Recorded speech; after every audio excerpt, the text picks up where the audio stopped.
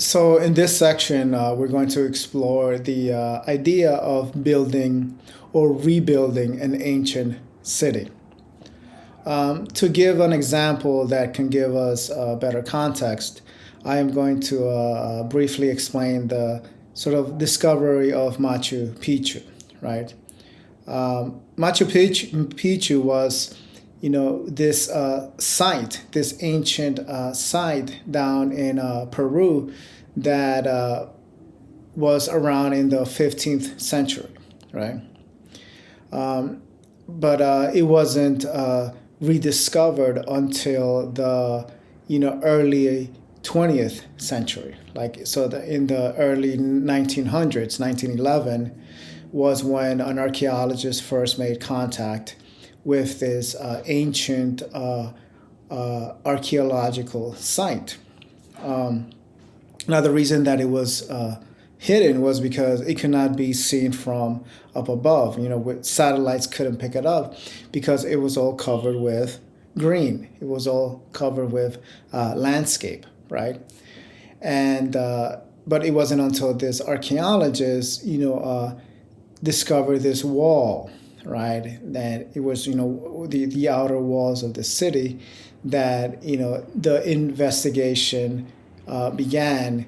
And, from that, eventually they got rid of all the sort of green that was covering the area.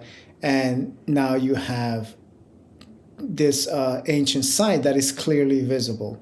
And there's pictures, all over the internet that you can look at and see the way that it is structured. Right. So this is an example of an ancient city that has been rediscovered. Right.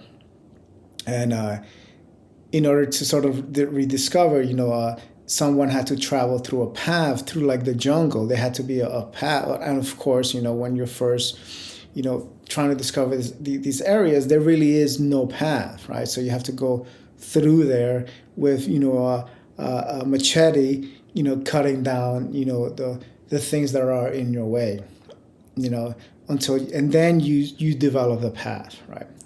And all it takes is one person to really get the project started, and then other people come in, and it takes a community effort, and it clears the area, and now you have a Machu Picchu, which is one of the world's seven wonders, right? The new world wonders, and it is one of the world's most tourist sites. So that is example number one. Now, there's another similar story, and this is a simile told by the Buddha, right? And that is also of, it's in the Nagara Sutta, I believe that's how you pronounce it, Nagara Sutta, and it's translated as the city, right? And the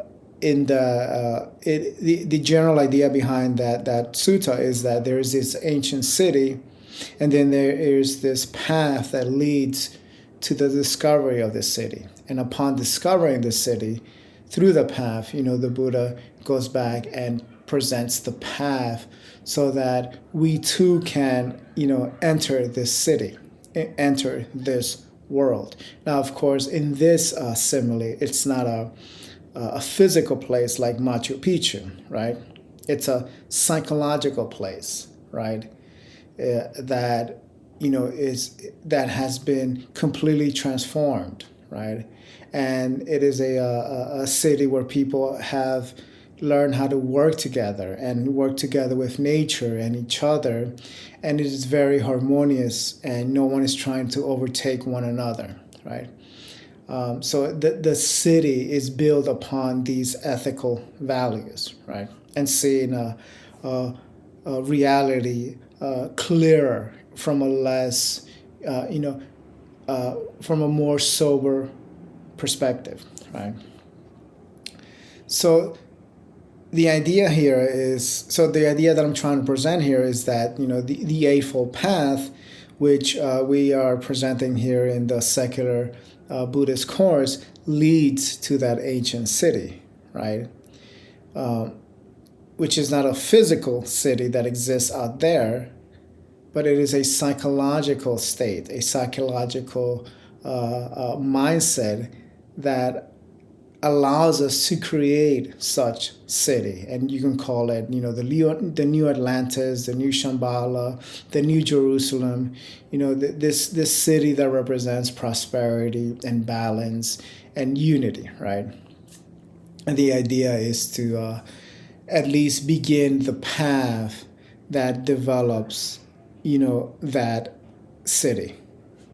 So in this video, what I wanted to introduce is this idea of this ancient city that can come to fruition, that can be cultivated, and that in theory, it can be brought down to reality, right? And there is this ancient path, which is in the Buddhist tradition, you have the Eightfold Path that leads to the development and cultivation of such a city, which we may call the new Shambhala, right? Or if you are working within a different model, you can call the new Atlantis or the new Jerusalem.